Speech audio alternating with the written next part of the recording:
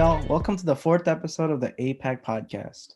As always, I'm LJ. I'm your historian and pronouns are he, him, his. I'm Anna. My pronouns are she, hers, and I'm the Community Outreach and Service Chair. I'm Natalie. My pronouns are she, her, hers, and I'm the programming co-chair. As most of us are home for the holidays, for me personally, I can't help but compare our experiences at home to our experiences when first quarantine happened, back in March. So how are y'all faring at home? Home is okay. I've mostly been at my brother's, just seeing family. Haven't really seen any friends or anything. Yeah, home's okay for me. I have a new perspective, I will say, from way back in quarantine in March versus now being with family. But yeah, we're just chilling. We're just cooking. It's been okay. So I've been chilling at home. Been at work doing stuff like that. So it's been pretty okay. Not really seeing that much friends. Just staying home.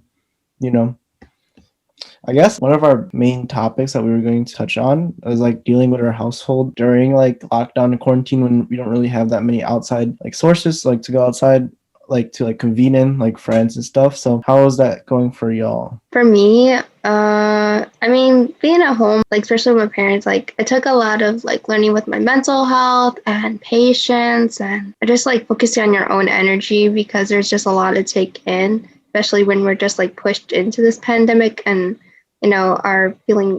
I'm personally feeling isolated and unsure the unknown. So it's been hard at home, but then again, you also learn a lot about being at home and, trying to focus on yourself and focus on your own energy and your boundaries. Well, definitely. I definitely learned a lot from being at home because my parents personally are healthcare workers, and I could see how the rigors of the workplace could have a negative effect on our interactions, because it's hard being a nurse during a pandemic, I guess. There's actually a Washington Post article where this individual named Lucy Lee was kind of talking about her experiences as an anesthesiologist. So she said that she was risking her own personal health to be vilified for what she looks like. So this specific phrase is talking about racism in the workplace. So definitely it's hard enough being a person who is trying to be a nurse at an unknown time, but it's a lot worse when there's racism involved, So I guess going towards that, is there any experiences of racism that you have experienced or your family has experienced during this pandemic? Yeah, so my mom, she's a dental assistant, and she's been working every single day since the pandemic even started. And she always comes home in a bad mood, and I always ask her what's going on, why are you so upset? And she just tells me that it's so much harder to work during this pandemic and being Filipino, because if my mom, she told me if she sneezes, then people will look at her, they question her, they ask her if she's sick, and so forth. And she just isn't happy about it, and it's making it harder for her to work. So it's kind of messed up how people in the medical field have to represent all of I guess Asian Americans or Asians by not looking like they're sick or unwell, because people may group us into that the China virus and stuff like that, So yeah, did you have anything to add, Anna, at all? Yeah, basically because of media and the quote unquote calling it the Chinese virus, because of the media, it affects society, and it's this ongoing cycle of messages that create ideas of people and hurt people. Kind of how this man in Washington, he yelled and spit to an Asian American couple, saying it was their fault that they started the pandemic, and it was just hurtful because this cycle of messages is creating more problems. So I guess with this, we can talk about empathy towards our parents and stuff like that. So despite the different quarrels that we have during the pandemic with our family members and stuff, we could feel we could empathize with them and I guess like understand like what they're going through, even though like for some reason like in Filipino like or maybe even Asian American like relationships, like communication between parental figures and like you yourself isn't as good. But maybe like we can like, you know, give them a little pass like here and there, you know. Do y'all have like any issues with communication? I see Anna nodding. And Yeah. God.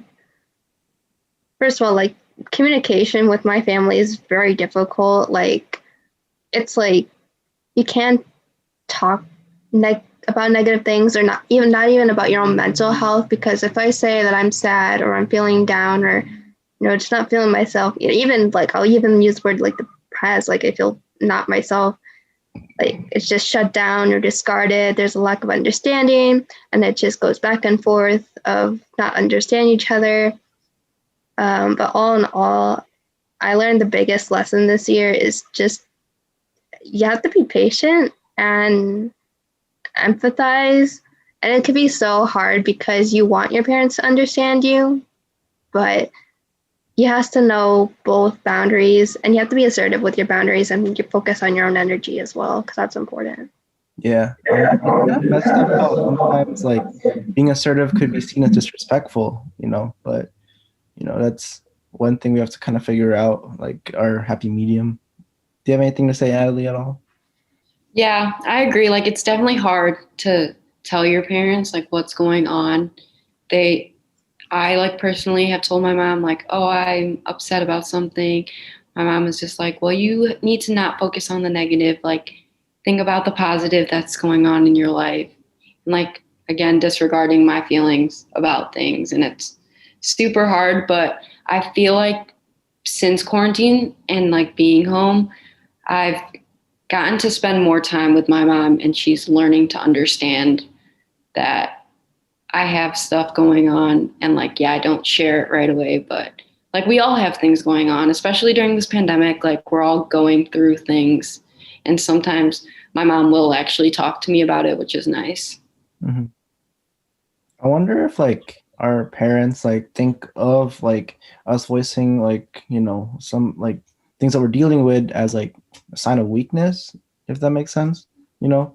But just something interesting to think about when we were dealing with our parents, you know. So I guess like going into like going through this quarantine and trying to better yourself and, you know, spending time with yourself, like is there anything like self-care related that y'all have picked up during the quarantine? Personally, during the quarantine, like I've been going like out on hikes a lot. I've been honing in my skills like cooking and stuff that I can do at home. But I want to hear what y'all have been doing. Since quarantine started, I learned how to play the ukulele, and my brother's been helping me out with that. And I never knew how to cook like at all until this year. My mom started like just telling me different recipes I can try, and especially like being at my apartment at school, I've been just trying to cook as much as I can. That's good. Yeah, same here. Cooking has helped me, like learning during quarantine has helped me a lot because I was able to bring that in with my roommates. So teaching me that now it like creates a bond with my roommate, because now we cook every single night together. We'll create like a menu together for the week. And it's just like a bonding experience. I feel like cooking has like created a lot of bonding experience. Mm-hmm. Definitely. You know, using your resources and being able to, you know, work on stuff like in this time is definitely helpful for that, for like coping with, you know, the pandemic and stuff like that. So during the pandemic, did y'all work at all? And when you guys worked, like, or when y'all worked, did y'all, I guess, like experience any racism at all? Yeah, so I work in retail, and there's a lot of like extra steps just to keep everyone safe, like looking out for like how many people are in the store, making sure we like clean the fitting rooms, clean the counters. And me working, like I'll get comments again, just like my mom did about sneezing or coughing. Like I always try to run to the back room just because I don't want to hear it. Like, I have really bad allergies too. So that's one thing. But some people just don't understand that we're just trying to keep everyone safe by cleaning and everything. I feel Yeah. It was more for me, it was like customers yelling at me and my coworkers because we're just telling them to put their mask on properly or just wear one in general. It was just like going back and forth. But I mean, in general, I did somewhat enjoy working at retail because it was still away from home and I was making money. Mm-hmm. For me personally, I worked 2 jobs over quarantine. So I worked at Jimmy John's at first. It was pretty okay, but once like mask mandates came out, like customers would not like wear masks and stuff. So it was kind of like, I guess, weird dealing with them and then getting yelled at for telling them what to do, I guess. And then my second job was actually like at a warehouse. So we shipped like PPEs and stuff. So it was really busy during the pandemic. So it was definitely very interesting and eye-opening to see like, how everything like shut down, I guess, because I remembered like a good like couple like weeks in March where like no one was on the roads. Like I was like the only person going to work and stuff like that. So definitely shout out to us for being essential workers. So yeah, so you enjoyed going out of the house like by working, Anna? Is that? Yeah, I remember I was applying to first I was like applying to like 12 different Walgreens and then I applied to like 10 different Targets and one Target reached out. So I was like, oh my God, I have something to do. I mean, I was still looking for a job, but I was like, oh, I could also be out of the house. And it was like the best thing ever because now I miss my job. So remember like during like when we first like convened like as a board, like you were kind of worrying about like working at Target and working retail, but like yeah, it's definitely an experience that like everyone should do at some point. It's very like eye-opening and you have a different perspective on like people who work in those jobs and stuff. So yeah. How was your experience, Natalie, with retail? Like, what would you say about it? So this is my second retail job. I worked at TJ Maxx before, and now this one isn't as bad, but we still do have angry customers, and it's a lot to handle sometimes because the customer is always right. So. My manager was really lax though when I was at Jimmy John's. So I guess like for me personally, I was able to kind of like voice out or more or less like clap back at like customers because like, you're yelling at us, but like, we're just doing our job, which is kind of funny to think about. Yeah. Yeah, for me, I work at a bra store though, and there's a lot of like older women that come in and shop there, and they look at me and they think that they look at me saying like, I'm so young, I don't know what I'm talking about. Like, they don't think I know what I'm doing. So sometimes it's hard, and they'll even question when I'm trying to help them, and they'll go to other associates. Well, that's so terrible. Yeah. So that's hard sometimes. Does that still happen like now or like even now or like did it happen? Yeah. Oh, wow. Wow. It happens often. You should call her out and say your fit's like terrible, so let me fix it or something like that. But do you have any negative experiences, Anna, at Target? Oh yeah. I mean, generally it was like kind of the same thing experience with Natalie. Like, I guess maybe because I have a baby face, like they think I have customers telling me like, I don't know what I'm doing. Like, you're so young, you can't even take care of the drinks. Like, you don't know what you're doing. And I'm like, I work here. I mean, it was like meeting so many different kinds of people who you want to help them, but they'll still personally attack you on little things. It was a learning experience. Definitely. Yeah. At my work, like I guess I was really good at delivering like sandwiches, but I was not good at like taking orders and stuff. So I guess like in work you have to find your niche, like what you're good at, like maybe like stocking or whatever, or doing that type of stuff. Like it's definitely something to think about. LJ, did you work the whole entire like pandemic? Oh yeah, so that's one thing to talk about. So I did work. So I worked from like February till like maybe like a week before school, because okay, so I worked during like just worked, and then quarantine happened, which is like at Jimmy John's. But then at that warehouse, like we had like such a big commission pay because we were at we were like stripping out like PPE. So I got that job because like they were looking for like people, because I drive like a forklift, so they're looking for people who could do that. So I made money during quarantine, I guess. I was fortunate enough, and I know some people weren't able to, but yeah, I worked over that. But it was definitely different because it was a 40-hour-a-week job, so Monday to Friday, 8 hours a day.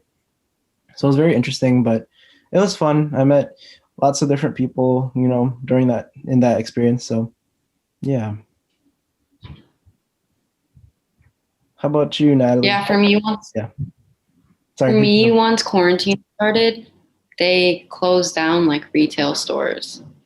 But you got that CARES Act though. That's $600 a week or whatever. That's so I got unemployment since they closed, and then they didn't open until like June, I believe. Dang. Mm-hmm. Yeah, and then at that point, we were only allowed to have like a certain amount of workers a day to like minimize it and everything. Yeah. Yeah. Definitely. At your store, is it like a chain, or is it like someone like privately owns it? Yeah, it's a chain. So there's one at school too, but I don't work at the one at school. I just work when I'm like home for breaks and everything. Mm-hmm. Yeah. Yeah, getting the extra money. That's always good. Always good. Do you work at all, Anna, or do you still have the job at Target? No, and I also didn't transfer. I didn't transfer because I wanted to focus more on school. But I do the same thing where I usually work on breaks. I work usually during the summer, so I'll probably work next summer there. So during like quarantine stuff, like I'm gonna speak for like freelancers and stuff. Like it's really important to hone in your skills, because like for people who are like graphic designers, like photographers, like editors, like you can make like money during like quarantine because that's a stay-at-home job. So that's something that we should like take advantage of. Yeah. Oh, for everyone, follow this page called Asian Creative Networks on Facebook. Like there are so many hustlers, or even Asian Hustle Network. Like there's so many people who like hustled during the pandemic, created their own thing, started somewhere, and they started making something out of it. So so that's the 4th episode of the APAC podcast. So this is like the end. Hope you all learned something and were able to like vibe with us and like relate to like our stories here. As always, we're on Instagram, APAC Ilstu. We can send you the GroupMe link, or I'll put it back in the description below. We're on Facebook, APAC Ilstu, Snapchat. But yeah, hope y'all enjoy your breaks, and we'll have a good start for next semester. So we'll see you. Bye.